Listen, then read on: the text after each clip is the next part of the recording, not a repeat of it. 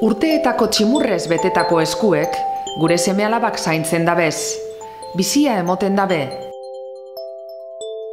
Fedea transmititzen dabe, bizitasunez, denporea eta esperientzia oparitzen dabez.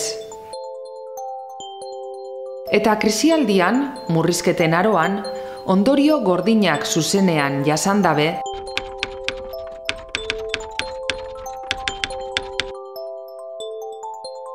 lehenengoak dira euren burua eskaintzen, alkarlanerako bat egiten.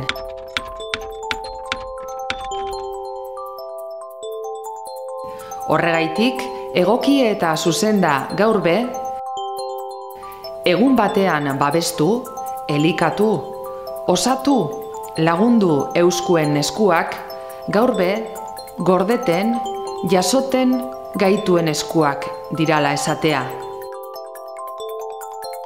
Gure nagusiak dira gure euskarria, eskertu eta babestu.